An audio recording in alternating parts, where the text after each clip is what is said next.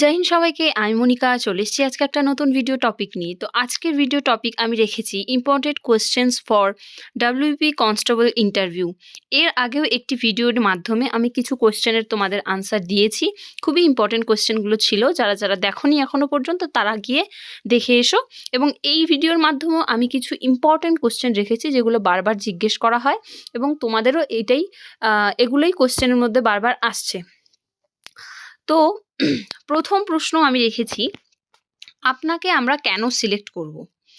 আচ্ছা দেখো, ডাব্লিউবিপি কনস্টেবলে চাকরি করার জন্য যে ক্রাইটেরিয়াগুলো দরকার সেগুলো যদি তোমার মধ্যে থাকে তাহলেই না তারা ওনারা তোমাকে সিলেক্ট করবে। তো তোমাদের এই প্রশ্নের উত্তরটি খুবই মানে কি বলবো, আত্মবিশ্বাসী হয়ে দিতে হবে, কনফিডেন্স হয়ে দিতে হবে। এতটা বেশি কনফিডেন্ট থাকতে হবে যে না, তুমি ওই চাকরিটার জন্য তুমিই যোগ্য, তাই না? অন্যান্য ক্যান্ডিডেট থেকেও বেশি তুমি যোগ্য, যাতে তোমার চোখে মুখে সেটা প্রকাশ পায় এবং তোমার উত্তরেও তাই প্রকাশ পায় যেন। তো সেই জন্য আমি তোমাদের কাছে দুটো প্রশ্ন মানে উত্তর রেখেছি। তোমরা এ দুটোর মধ্যে যে কোনো একটা সিলেক্ট করতে পারো বা নিজে থেকে বানিয়েও লিখতে পারো এই উত্তরগুলোর থেকে ধারণা নিয়ে। তো প্রথম প্রশ্ন ছিল, আপনাকে আমরা কেন সিলেক্ট করব? তাহলে তুমি খুবই নম্রভাবে এবং আত্মবিশ্বাসী হয়ে উত্তর দেবে যে, স্যার, আমাকে ওয়েস্ট বেঙ্গল পুলিশ কনস্টেবল পদে সিলেক্ট করা উচিত, কারণ আমি শারীরিকভাবে ফিট, মানসিকভাবে দৃঢ় এবং দায়িত্বশীল। আমি শৃঙ্খলা মেনে চলতে অভ্যস্ত এবং জনগণের সেবা করাকে নিজের কর্তব্য বলে মনে করি। খুবই একটা সাধারণ সিম্পল একটা কোয়েশ্চেন আনসার। দেখো, তুমি শারীরিকভাবে ফিট, ওরা এটা আগে থেকেই প্রমাণ পেয়েছে, কারণ তুমি পিএমটি পিইটি ক্লিয়ার করে এসছো। মানসিকভাবে দৃঢ়, তুমি একটা পরীক্ষা ক্লিয়ার করে এসছো এবং তুমি ইন্টারভিউ অ্যাপিয়ার করছো। এবং দায়িত্বশীল, সেটা তোমার কথার মাধ্যমে ওনাদেরকে বোঝাতে হবে। আমি শৃঙ্খলা মেনে চলতে অভ্যস্ত। আমি শৃঙ্খলা মানে কি, ডিসিপ্লিন, তোমার মধ্যে যে ডিসিপ্লিন রয়েছে সেটা তুমি তোমাকে দেখেই ওনারা বুঝতে পারবে, তোমার ড্রেস আপ দেখে, এর মাধ্যমে। জনগণের সেবা করাকে নিজের কর্তব্য বলে মনে করি। ঠিক আছে, খুবই সিম্পল, এটা তোমরা বলতে পারো। অথবা তুমি এটাও বলতে পারো, স্যার, আমি আইনের প্রতি শ্রদ্ধাশীল এবং যে কোনো পরিস্থিতিতে শান্তভাবে কাজ করতে পারি। দলগতভাবে কাজ করার মানসিকতা আমার আছে এবং ঊর্ধ্বতন কর্মকর্তাদের নির্দেশ যথাযথভাবে পালন করতে পারি। একজন পুলিশ হবার জন্য যে ক্রাইটেরিয়াগুলো তোমার থাকতেই হবে, এই উত্তরটার মাধ্যমে তোমার কিন্তু সেগুলো ফুটে উঠছে। আইনের প্রতি আমি শ্রদ্ধাশীল, তার মানে আইনকে তুমি কি শ্রদ্ধা করো, একজন পুলিশকে সেটা করতেই হবে। যে কোনো পরিস্থিতিতে শান্তভাবে কাজ করতে পারি। তো এটা কিন্তু অনেক বড় একটা গুণ যেটা তোমার মধ্যে রয়েছে, যেটা তুমি বলবে যে আমি যে কোনো পরিস্থিতিতে শান্তভাবে কাজ করতে পারি। এটা কিন্তু অনেক বড় একটা গুণ, সবার মধ্যে থাকে না। যে কোনো পরিস্থিতিতেই অনেকে মাথা গরম করে ফেলে, তো তার ফলে কিন্তু ভুল স্টেপ হয়ে যায়। তো সেজন্য যারা শান্তভাবে কাজ করতে পারে তারা কিন্তু সঠিক নির্ণয় নিতে পারে এবং সঠিকভাবে কাজ করতে পারে। তো এই গুণটা তোমার মধ্যে আছে, সেটা তুমি বলবে। এবং দলগতভাবে কাজ করার মানসিকতা আমার আছে। পুলিশ মানেই কিন্তু টিম ওয়ার্ক, পুলিশরা টিমকে নিয়েই কিন্তু চলে। এবার সেই দলের মাধ্যমে থেকে দলগতভাবে যে তোমার কাজ করার মানসিকতা, সেটাও কিন্তু তুমি বলছো। তার ফলে ওনাদের মধ্যে একটা অন্যরকম ইমপ্রেশন তৈরি হচ্ছে এবং ঊর্ধ্বতন কর্মকর্তাদের নির্দেশ যথাযথভাবে পালন করতে পারি। তোমার যে ঊর্ধ্বতন কর্তৃপক্ষ থাকবে, স্যাররা থাকবে, তো তাদের তুমি যদি যথাযথভাবে তাদের অর্ডার তুমি ফলো করো, তাহলে কিন্তু এটা একটি মানে আদর্শ একজন কনস্টেবলের কিন্তু ছাপ এর মধ্যে দেখা যায়। তাহলে তোমরা এটা সিম্পলভাবে বলবে যে, স্যার, আমি আইনের প্রতি শ্রদ্ধাশীল এবং যে কোনো পরিস্থিতিতে শান্তভাবে কাজ করতে পারি। দলগতভাবে কাজ করার মানসিকতা আমার আছে এবং ঊর্ধ্বতন কর্মকর্তাদের নির্দেশ যথাযথভাবে পালন করতে পারি। খুবই সিম্পল একটা সুন্দর আনসার। তো এই দুটোর মধ্যে যে কোনো একটা তুমি বলতে পারো, অথবা নিজের মতন করে তুমি এই দুটোর থেকে মানে তোমার কিছু টিপস নিয়েও কিন্তু লিখতে পারো, সেটা তোমার ইচ্ছে। নেক্সট কোয়েশ্চেন হচ্ছে, 22 সালে বা তার আগে, ধরো কারোর 2019 সালেই কমপ্লিট হয়ে গেছে, তারপরে অনেকগুলো পরীক্ষা দিয়েছে, ফেল করেছে, তারপরে পুলিশের অনেক পরীক্ষায় মেরিটে আউট হয়েছে এরকম, তারপরে এখন 2026 সালে এসে চাকরিটা মানে ইন্টারভিউ অ্যাপিয়ার করছে। তাহলে ওনারা যদি জিজ্ঞেস করে তোমার সার্টিফিকেট দেখে যে তুমি তো 2022 সালে বা তার আগে অমুক সালে তুমি বিএ পাস করেছো, তাহলে এখন 2026 সালে এতদিন তুমি কি করলে? এই এতগুলো বছর তুমি কোথায় অতিবাহিত করলে? তো এই প্রশ্নটার মাধ্যমে কিন্তু বোঝা যাবে যে তোমার এই এতদিন তুমি কোথায় ইনভেস্ট করেছো নিজেকে কোথায় সময় দিয়েছো এবং তোমার ইন্টারেস্ট কোথায়, ঠিক আছে? এই এতগুলো বছর তুমি কি করলে?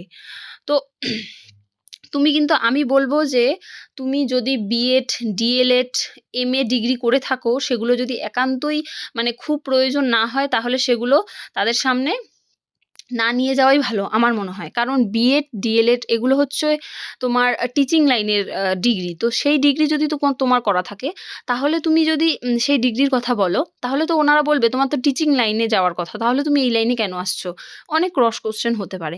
তো আমি সেজন্য বলবো যে তোমরা যদি পারো, যতটা পারো অ্যাভয়েড করো বিএড, ডিএলএড এসব কিন্তু বলো না। ঠিক আছে?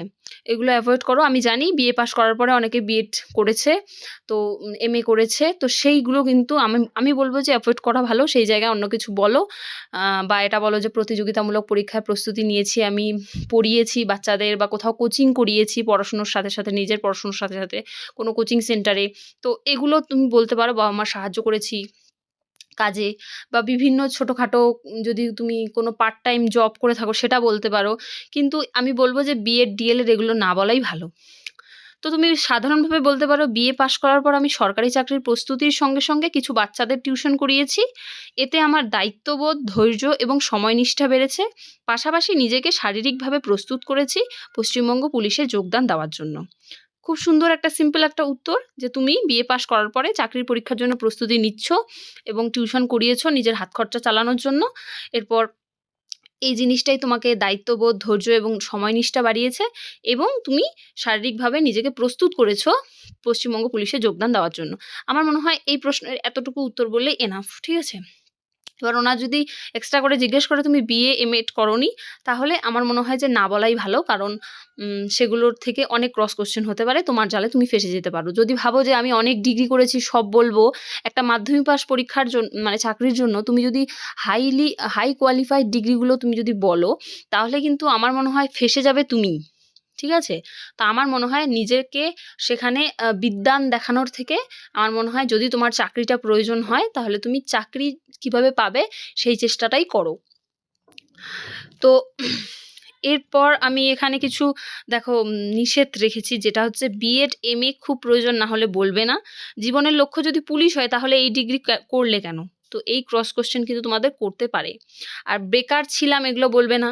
কিছুই করিনি এটাও বলবে না। যাতে ওনাদের মনে না হয় যে তুমি এতগুলো বছর কোনো কিছুতেই ইনভেস্ট করোনি। ঠিক আছে? যাতে ওনাদের মনে হয় যে তুমি একজন যোগ্য প্রার্থী, সেই চেষ্টাই করে যাবে। অন্য চাকরি পেলে কি আপনি এই চাকরি ছেড়ে দেবেন? এই প্রশ্নটা কিন্তু করে। যদি তুমি দেখো অনেক ডিগ্রি দেখাও, তাহলে তো ওরা এই প্রশ্ন করবেন। আর যদি না দেখাও, তবুও যদি করে, তাহলে কি উত্তর দেবে দেখো। না স্যার, এই চাকরিটি আমি দীর্ঘমেয়াদী দায়িত্ব হিসেবে দেখব। মানুষের সেবা ও আইন শৃঙ্খলা রক্ষা করাই আমার লক্ষ্য। তাই অন্য চাকরি পেলেও আমি এই দায়িত্ব ছেড়ে দেব না। যদি তুমি বলো যে হ্যাঁ স্যার, আমি অন্য চাকরি পেলে চলে যাব, এই চাকরিতে আমি বাধ্য হয়ে এসেছি, তাহলে কিন্তু ওনারা তোমাকে সিলেক্ট করতে চাবে না। কেন চাবে না? কারণ তুমি যেহেতু টেম্পোরারিলি এই চাকরিটাতে নিয়োগ হচ্ছ, তাহলে নিজেকে যোগদান করছো, তাহলে ওনারা তোমাকে কেন সিলেক্ট করবে? যে নিষ্ঠার সাথে সারা জীবন এই চাকরিটা করবে, এই ডিপার্টমেন্টে থাকতে চাবে, ওনারা তাকেই সিলেক্ট করবে। তুমি যদি হ্যাঁ স্যার বলো এখানে, যে হ্যাঁ স্যার আমি অন্য চাকরি পেলে এই চাকরি ছেড়ে দেব, তাহলে কিন্তু তোমার চাকরি পাওয়ার চান্সটা কিন্তু কমে যাচ্ছে। যদি তোমার চাকরিটা একান্ত প্রয়োজন হয়, তোমরা বলবে যে না স্যার, আমি এই চাকরিটাই করব, এবং এই ডিপার্টমেন্টেরই যদি কোনো উঁচু পদে যাওয়ার যদি আমার সুযোগ হয়, তাহলে আমি এই চাকরিরই উঁচু পদে যাওয়ার চেষ্টা করব, বা এই চাকরিরই উঁচু পদে যাওয়ার জন্য যে পরীক্ষাগুলো হয় সেগুলোই দেব, কিন্তু আমি এই চাকরি ছেড়ে অন্য চাকরিতে যোগদান করব না। ঠিক আছে? সিম্পলভাবে বলে দেবে, নিজের মতন করে বলবে। আমি যেভাবে লিখেছি হুবহু সেভাবে বলবে না, তোমার মতন করে তুমি সাজিয়ে বলবে, ঠিক আছে? তারপর আপনি এত ডিগ্রি অর্জন করেছেন, তাহলে মাধ্যমিক পাস চাকরিতে কেন যোগদান দিতে চান? এটা একটা মাধ্যমিক পাস চাকরি। তুমি যদি ভেরিফিকেশনে অনেক ডিগ্রি তোমার দেখাও, MA, BEd, BA এইসব যদি দেখাও, BA তুমি গ্র্যাজুয়েশন পর্যন্ত দেখাতে পারো। এবার তোমার যদি BScও থাকে, তাও কিন্তু তোমাকে জিজ্ঞেস করবে। তো সেই প্রশ্নটার জন্য আমি রেখেছি যে, স্যার ডিগ্রি থাকাটা আমার পড়াশোনার পরিচয়, কিন্তু আমার আসল আগ্রহ মানুষের সেবা করা। আর এই পদে সেই সুযোগটা সরাসরি পাওয়া যায়। তাই ডিগ্রি থাকা সত্ত্বেও আমি এই চাকরিতে যোগ দিতে চাই। ঠিক আছে? অনেককে এরকম আমি দেখেছি যে ওনারা যদি ডিগ্রির কথা মানে ভেরিফিকেশনে নাও দেয়, তবুও কিন্তু ওদের চোখ মুখ দেখেই বোঝা যায় যে ও এতটা মানে পড়াশুনো করে বা কিছু এরকম। তারপরে কিন্তু ওনারা এতটা মানে বুদ্ধিমান যে ওনারা কিন্তু হুট করেই জিজ্ঞাসা করে ফেলে। তখন তোমার কিন্তু না করার কোনো জায়গা থাকে না। তখন তুমি এই প্রশ্নের উত্তর দিতে পারো। তো আমি আজকে ৪ টি মাত্র প্রশ্নের উত্তর রেখেছি। ভিডিও বেশি বড় করলে তোমরা ইন্টারেস্ট পাও না, দেখতে চাও না। তো আমি ছোট করেই করেছি। এই ৪ টি প্রশ্নের উত্তর আশা করব তোমরা খাতায় নোট করে রাখবে এবং আরও কি প্রশ্নের উত্তর তোমরা চাও সেটা আমাকে কমেন্টে জানাবে। এবং যারা ড্রেস সম্পর্কে যাদের সমস্যা হচ্ছে, ডিসকাশন করতে চাও, ভিডিও দেখার পরেও সমস্যা হচ্ছে, তারা আমাকে ইনস্টায় তোমাদের ড্রেসের ছবি পাঠাতে পারো। আমি কিন্তু তোমাদের ড্রেসের কীরকম ড্রেস লাগবে, কীভাবে রেডি হয়ে যাবে, সব কিছু ভিডিওতে বলে দিয়েছি। আর আমি কোনো ডিসকাস করব না। শুধুমাত্র তোমরা যে ড্রেসটা সিলেক্ট করেছো সেই ছবিটা তোমাকে পাঠাবে। আমি কিন্তু সেটা ওকে কি ঠিক করতে হবে আবার কিছু নাকি সেই বিষয়ে তোমাদের বলে দেবো। অনেকে আমাকে ইনস্টাগ্রামে পাঠিয়েছে শুধুমাত্র ড্রেসের ছবি। আমি কিন্তু বলে দিয়েছি হবে কি হবে না। ঠিক আছে? আর ড্রেস সম্পর্কে ডিসকাশন আমি করব না, কারণ আমি অলরেডি একটা ভিডিওতে তোমাদের জানিয়ে দিয়েছি। তো থ্যাংক ইউ ফর ওয়াচিং। তোমরা আর কি বিষয়ে ভিডিও চাও তোমরা অবশ্যই কমেন্ট বক্সে জানাবে।